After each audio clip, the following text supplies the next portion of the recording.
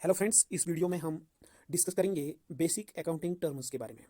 कौन कौन सी terms involve होती है जब हम अकाउंटिंग करते हैं, जब हम अकाउंटेंसी एंड बुक कीपिंग की बात करते हैं, बिजनेस का हिसाब किताब जब हम रखते हैं, किन चीज़ों का सामना करना पड़ता है, किन चीज़ों से हमारा वास्ता रहता है। तो इन्हीं चीज़ों के बारे में हम बात करेंगे।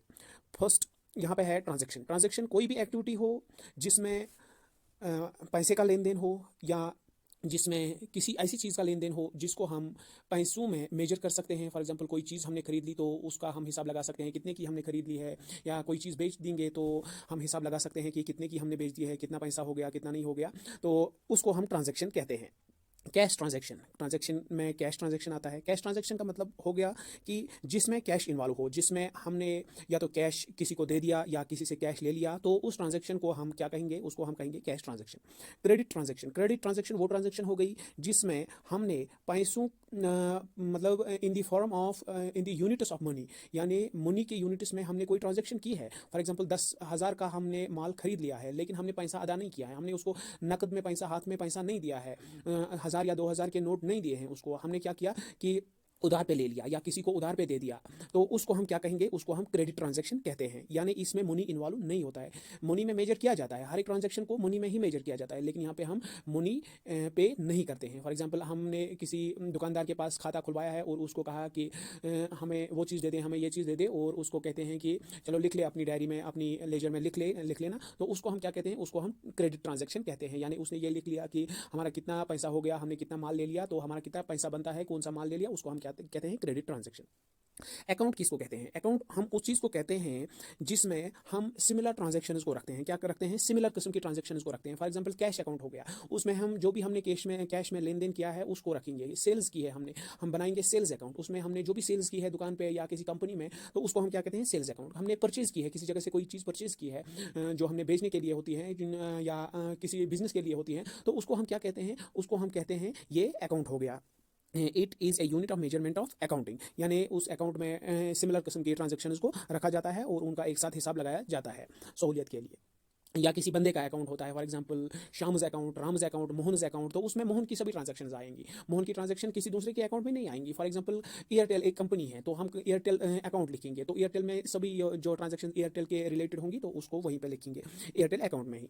तो इस तरह से ये हो गया अकाउंट। कैपिटल क्या हो गया? जो भी कोई भी मनी या गुड्स इन्वेस्ट करता है कोई बंदा बिजनेस में, तो उसको हम क्या कहते हैं, कैपिटल। फॉर एग्जाम्पल किसी बंदे ने दुकान लगा ली, किसी बंदे ने दुकान खोल दी, तो उसमें वो पहले पैसा लगाता है, पैसों से वो माल खरीद के लाता है, जो भी उसको होता है, जो भी आइटम्स लाने होते हैं, जो भी बेचने होते हैं, तो वो आइटम्स लाता है। तो उसको हम क्या कहेंगे, जो पैसा उसने उसमें लगाया, दुकान में लगाया, तो उसको हम कहेंगे ये कैपिटल हो गया इसका। इसी तरह से किसी बिजनेस को शुरू करते हैं, कोई कंपनी स्टार्ट करता है कोई इंसान, तो उसको जो भी पैसा उसने लगाया, उस बिजनेस पर्सन ने उसमें लगाया, बिजनेसमैन ने उसमें लगाया बिजनेस में, तो उसको हम क्या कहेंगे, कैपिटल। ड्राइंग हम किसको कहते हैं? ड्राइंग हम उस चीज़ को कहते हैं, अगर कोई इंसान, अगर कोई जो बिजनेस ओनर हो, वो बिजनेस से, अगर फॉर एग्जांपल कोई दुकानदार है, उसने दुकान से कोई चीज़, फॉर एग्जांपल चाय का 1 किलो उठा के अपना घर भेज दिया, अपने घर में रख दिया, या बिस्किट का एक पैकेट उठा लिया और अपने घर के लिए कंज्यूम किया, अपनी चाय के लिए कंज्यूम किया, तो उसको हम कहेंगे ड्राइंग्स। उसने बिजनेस में जो पैसा लगाया था, बिजनेस से वो पैसा उठाया, कोई चीज़ उठा ली बिजनेस से और उसको अपने लिए इस्तेमाल किया, अपने घर के लिए इस्तेमाल किया, बिजनेस के लिए इस्तेमाल नहीं किया, तो इस तरह से इसको कहेंगे ड्राइंग्स। वाउचर किसको कहते हैं? वाउचर हम उस डॉक्यूमेंट को कहते हैं जो कोई भी ट्रांजैक्शन होती है, जो कोई भी ट्रांजैक्शन बिजनेस में होती है, तो उसको लिखने के लिए, उसको रिकॉर्ड करने के लिए एक voucher, for example cash receipt होता है, इनवॉइस होता है, बिल होता है, तो उन सभी चीज़ों को हम क्या कहते हैं, वाउचर। यानी उस पे लिखा जाता है, उस पे ये लिखा जाता है कि हमने ये ट्रांजैक्शन की है, हमने इतने का माल खरीद लिया है, या बिजनेसमैन को ये रिकॉर्ड रहता है कि फलाना आदमी को हमने इतना माल बेच दिया है, फलाना आदमी को हमने क्रेडिट पे इतना दे दिया है। तो उन सभी डॉक्यूमेंट्स को हम क्या कहते हैं, वोचर। वोचर की डिफरेंट टाइप्स होती है, इसमें कैश रिसिप्ट होता है, इनवॉइस होता है, कैश मेमो होता है, बैंक पे इन स्लिप होता है, जो आप बैंक में भरते हैं जब आप पैसा अपने बैंक अकाउंट में डिपॉजिट करते हैं, तो आपके पास एक स्लिप रहती है, एक स्लिप बैंक के पास रहती है, सो काट के देते हैं, एक स्लिप आपको देते हैं आधी स्लिप, और आधी बैंक के पास रहती है, तो उसको क्या कहते हैं, उसको पे इन स्लिप कहते हैं। या चेक जब हम डिपॉजिट करते हैं बैंक में, तो उस टाइम भी आपको एक स्लिप मिल जाती है, तो वो भी एक किस्म का वाउचर होता है। इनवॉइस क्या होता है? इनवॉइस अगर आपने ऑनलाइन शॉपिंग की है, तो आपको वहाँ से जब आपको वो जो प्रोडक्ट होता है वो मिलता है, तो उसके साथ आपको बिल भी भेज दिया जाता है, यानी कितने का आपने खरीद लिया, क्या खरीद लिया, कहाँ से खरीद लिया, तो उसमें ये सभी चीज़ें डिटेल्स होती है कि आपने कितने की ट्रांजैक्शन की है, या आपके ईमेल में वो जो इनवॉइस आता है या आपकी मोबाइल फ़ोन की जो बिल होती है जिसको आप सिंपल टर्म्स में बिल कहते हैं, तो वो भी उसको इनवॉइस कहते हैं। ये कौन सा प्रिपेयर करता है? इनवॉइस प्रिपेयर करता है जिसने कोई चीज़ भेज दी है। फॉर एग्जांपल दुकानदार ने कोई चीज़ भेज दी, एक कंपनी ने कोई चीज़ भेज दी। फॉर एग्जांपल अमेज़न से आपको कोई प्रोडक्ट आया है, अमेज़न पे आपने एक शॉपिंग की है, तो अमेज़न वाले इनवॉइस प्रिपेयर करेंगे आपके लिए। किसको? सेलर प्रिपेयर करेगा और किसको भेज देगा? जिसने बाई किया है। फॉर एग्जांपल कस्टमर बाई करता है तो उसको क्या कहते हैं? उसको कहते हैं इनवॉइस। इसमें क्या रिकॉर्ड किया जाता है? Quantity of the product, price या वैल्यू वगैरह या डिफरेंट स्पेसिफिकेशंस भी हो सकती हैं। तो इसमें जो नेट अमाउंट पे करना होता है एक कंज्यूमर को, एक बायर को जो पे करना होता है वो लिखा होता है। इन शॉर्ट यही डिटेल्स इसमें होती हैं। आपको कितना पे करना है, आपका बिल कितना हुआ है, आपने कितने की परचेज़ की, आपने कितने की जो शॉपिंग की है, तो वो आपको देना पड़ता है।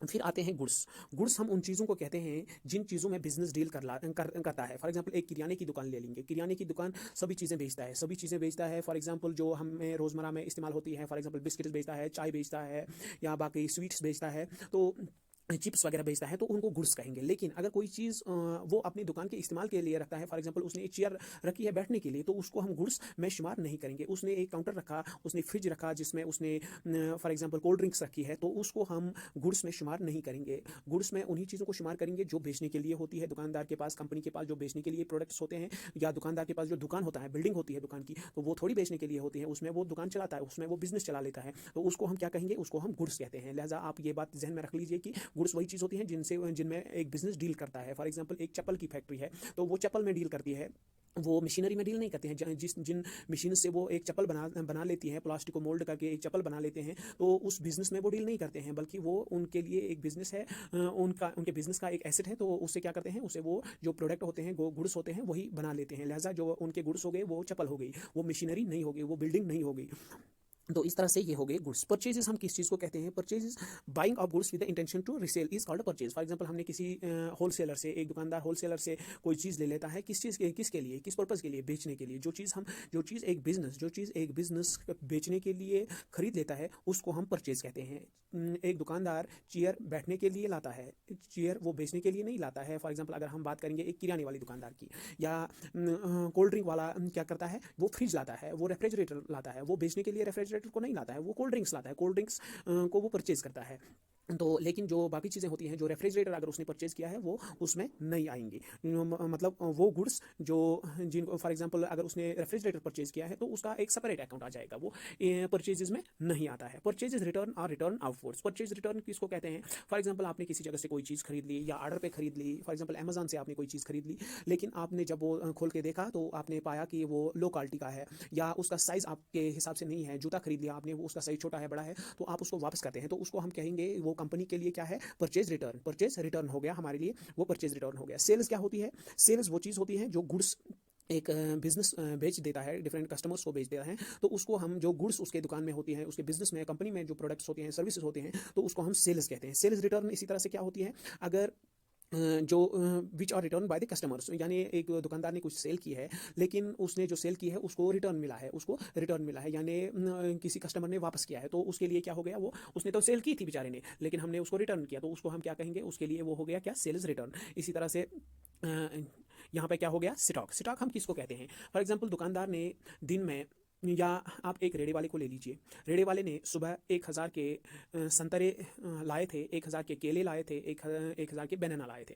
तो शाम को जब वो हिसाब लगाता है तो वो देखता है कि उसने सभी जो बनानाज है वो बेच दिए हैं, सभी जो ऑरेंजेस है उनमें से, लेकिन जो ऑरेंजेस है उनमें से कुछ हिस्सा उसने नहीं बेचा है, उसका वहीं पे पड़ा है। तो वो हिसाब लगाएगा कि उसने कितना बेचा है और उसका कितना बचा है। जो उसका दिन के एंड पे बच जाएगा, या ईयर के एंड पे किसी बड़ी कंपनी का अगर हम बात करेंगे, तो उसको क्या कहेंगे? उसको हम स्टॉक कहेंगे। जो at the end of the day उसके हाथ में होता है, तो उसको हम क्या कहते हैं? जो गुड्स वहाँ पे उसने अभी तक नहीं बेची होती हैं, फॉर एग्जांपल एक दिन में सब कुछ निकल जाता है, किसी दिन में थोड़ा ही निकल जाता है, तो at the end of the day जो उसके पास बच जाता है उसको हम स्टॉक कहेंगे दूसरे दिन के लिए। या दूसरे, अगर एक साल में हम देखेंगे तो दूसरे साल में जब एक बंदा पहुंच जाएगा, एक बिजनेस जब पहुंच जाएगा, दूसरे साल में देखा जाएगा, फॉर एग्जांपल ऑन 1 जनवरी जब देखा जाएगा, 31 दिसंबर को उसने कुछ दुकान में, जाहिर है कि 31 दिसंबर रात को सब खत्म नहीं होने वाला किसी दुकान में, तो सुबह जब वो देखेगा तो 1 जनवरी को उसके पास जो पड़ा होगा उसको हम स्टॉक कहेंगे। इनकम हम किसको कहेंगे? इनकम यहाँ पे एक it is the amount receivable और realised from the sale of goods and earnings from the interest, dividend, commission. जो भी इनकम आपको आ जाती है, चाहे वो सेल से आ गई, चाहे वो प्रॉफिट से आ गई, चाहे जो आपने मुनाफा कमाया, चाहे कमीशन आ गया, तो उसको हम इनकम कहेंगे। जो भी पैसा आपको आपके पास आ जाता है तो उसको हम क्या कहेंगे? इनकम कहेंगे। एक्सपेंस हम किसको कहेंगे? It is amount incurred in order to produce और sell the goods and the services. जो भी खर्चा हमको आता है, जो भी एक बिजनेस को खर्चा आता है एक प्रोडक्ट सेल करने में, फॉर एग्जांपल इसमें डिफरेंट खर्चे आ जाते हैं एक कंपनी को, तो उसको हम क्या कहते हैं? उसको हम एक्सपेंसेस कहते हैं। इसमें आ जाते हैं direct expenses, for example salary, wages वगैरह आ जाते हैं, जो लोग ये प्रोडक्ट बनाते हैं उनके वेजेस आ जाते हैं, या इनडायरेक्ट एक्सपेंसेस आ जाते हैं, ट्रांसपोर्टेशन चार्जेस वगैरह आ जाते हैं, या इलेक्ट्रिसिटी बिल आ जाता है, तो ये चार्जेस इसमें आ जाते हैं, इनको हम एक्सपेंसेस कहते हैं। सॉल्वेंसी क्या हो गई है? सॉल्वेंसी उसको कहते हैं अगर किसी बंदे में, किसी बिजनेस में ये क्षमता है कि वो पैसा वापस कर सके। फॉर एग्जांपल एक कंपनी है, उसने किसी बैंक से लोन लिया है, लेकिन ये कंपनी इतनी अच्छी है, इसने इतना अच्छा बिजनेस किया है कि इसके पास ये ताकत है कि वो ये पैसा लौटने के काबिल है, पैसा लौटाने वापस करने के काबिल है, ये लोन रिपे कर सकती है, तो उसको हम सॉल्वेंसी कहते हैं। इसी तरह से इंसॉल्वेंसी किसको कहेंगे? अगर एक कंपनी, अगर एक पर्सन इनकैपेबल है कि वो पैसा जो उसको किसी ने दिया है, किसी ने क्रेडिट पे दिया है उसको पैसा, तो फॉर एग्जाम्पल एक बैंक ने किसी कंपनी को पैसा दिया, लेकिन वो जो कंपनी है इस काबिल नहीं है कि वो इतना पैसा वापस कर सके, तो उसको हम क्या कहते हैं? ये इंसॉल्वेंसी में चली गई है, ये कंपनी इंसॉल्वेंसी में चली गई है, ये पर्सन इंसॉल्वेंसी में चला गया है। तो जैसा आपने देखा होगा कि किंगफिशर एयरलाइंस इंडिया की airlines company, private airlines company थी, लेकिन फिर जब उसका ज़्यादा लोन बढ़ गया तो वो इंसॉल्वेंट हो गई, यानी उसने जो पैसा बैंक्स का लिया था in the form of loan, तो वो लोग रिपे नहीं कर पाए, तो इस तरह से वो जो किंगफिशर एयरलाइंस थी तो वो क्या हो गई? वो इंसॉल्वेंट हो गई। एसेट हम किसको कहेंगे? एसेट हम किसी ऐसी चीज़ को कहेंगे, चाहे आप उसको देख सकते हैं या नहीं देख सकते हैं, जिसको अगर आपको खरीदना है तो उसके लिए आपको पैसा देना पड़ेगा। फॉर एग्जाम्पल एक बिल्डिंग हो गई, अगर आपको एक बिल्डिंग खरीदनी है किसी कंपनी की, तो उसको हम एसेट कहेंगे। या कोई ऐसी चीज़ है, किसी कंपनी ने रेपुटेशन बनाई है, फील्ड बनाया है, तो वो आपको कहेंगे कि हमें इतना ही नहीं चाहिए, हमारी बिल्डिंग का कीमत हो गया फॉर एग्जांपल 10 लाख रुपया, लेकिन हम आपको मांगते हैं 15 लाख रुपया, क्योंकि हमने ना सिर्फ ये बिल्डिंग बनाई है, अगर आप यहाँ पे बिजनेस स्टार्ट करोगे तो उसके लिए आपको यहाँ पे रेपुटेशन भी मिल जाएगी, यहाँ पे ऐसा मार्केट है कि आपको आपका बिजनेस अच्छा चल जाएगा, तो इसलिए आपको कुछ और भी पे करना पड़ेगा। तो इस तरह से, या इसमें एसेट्स में गुडविल आ जाता है, इसमें रेपुटेशन कंपनी की आ जाती है, तो उसमें क्या आ जाता है कि जो ट्रेडमार्क्स या बाकी जो पेटेंट्स वगैरह होते हैं वो भी आ जाते हैं। लायबिलिटी क्या होती है? लायबिलिटी हम उस चीज़ को कहते हैं जो ओब्लिगेशन हमारे ऊपर होती है, जो कर्जा हम पे आ जाता है, उसको हम लायबिलिटी कहते हैं। बैंक्स किसी को लोन देते हैं, जिस बंदे को लोन दिया जाता है वो उसके ऊपर वो लायबिलिटी होती है जो उसको पे करना पड़ता है। तो लायबिलिटी किसको हम कहेंगे? अगर हमने किसी फॉर एग्जांपल कंपनी से या किसी बंदे से कर्ज लिया है, लोन लिया है, तो हमारे लिए वो लायबिलिटी बन गई। डेटर किसको कहेंगे? जिस बंदे ने कर्जा लिया है, जिस बंदे के पास किसी का पैसा पड़ा है, तो उसको क्या कहेंगे? ये एक डेटर है। फॉर एग्जांपल एक कस्टमर लोन लेता है, केसीसी लोन, किसान क्रेडिट कार्ड लोन लेता है, बैंक लोन या कार लोन लेता है, तो वो जो बंदा होता है कार लोन लेने वाला या एजुकेशन लोन लेने वाला, वो डेटर हो गया। क्या हो गया? बैंक हो गया क्रेडिटर। जो कंपनी, जो बंदा किसी को पैसा देता है, तो उसको हम क्या कहेंगे? उसको हम क्रेडिटर कहेंगे, और जिसको देता है उसको क्या कहेंगे? उसको हम डेटर कहते हैं। डिप्रिसिएशन हम किसको कहेंगे?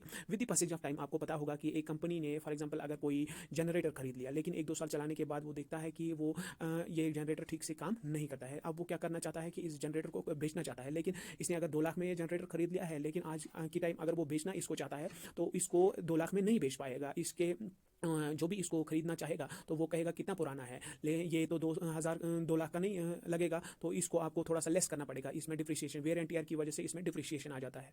तो उसको क्या कहते हैं हम? जो ओरिजिनल वैल्यू होता है किसी प्रोडक्ट का, with the passage of time उसमें डिक्रीज हो जाता है, उसका कीमत जो होता है कम हो जाता है। With the passage of time इस्तेमाल करने से उसका जो, चाहे आप उसको ऑफिस में ही क्यों ना ऐसे ही रखें, फिर भी उसका कीमत घट जाता है, क्योंकि टेक्नोलॉजी नई आ जाती है, वो पुराना मॉडल हो जाता है या कोई और परेशानी हो जाती है, तो इस वजह से क्या हो जाता है? उसमें डिप्रिसिएशन आ जाता है। बैड डेट्स किसको कहते हैं? वो लोन जो एक बंदा रिपे नहीं कर पाता है किसी कंपनी को, तो उस कंपनी के लिए उसको वो क्या होता है? Bad debts. For example Kingfisher यहाँ से भाग के चला गया, इंडिया से भाग के चला गया, किंगफिशर वाला विजय माल्या यहाँ से चला गया, और जो जिन बैंक्स ने उसको पैसा दिया था, उनके लिए जो पैसा उसके पास पड़ा है वो बैड डेट्स हो गया, क्योंकि वो रिकवर नहीं कर पाए। अगर उसके डिफरेंट एसेट्स है उनको भी बेच दिया जाए, लेकिन फिर भी उसकी भरपाई नहीं हो सकती है, डिफरेंट बैंक्स का बहुत सारा पैसा उसमें डूब गया, तो उसको क्या कहेंगे? वो बैड डेट्स हो गया। उन्होंने डेटर को पैसा दिया था, लेकिन वो ऐसा निकला कि वो इंसॉल्वेंट हो गया, जिसकी वजह से उन जो कंपनीज है उनका जो पैसा है वो डूब गया, तो इस तरह से वो जो पैसा उन्होंने दे दिया था, इसको हम बैड डेट्स कहते हैं। तो ये थी कुछ basic terms about the accountancy. उम्मीद है कि आपको वीडियो पसंद आया होगा, और अगर पसंद आया है तो वीडियो को लाइक करना और चैनल को शेयर सब्सक्राइब जरूर कर लेना।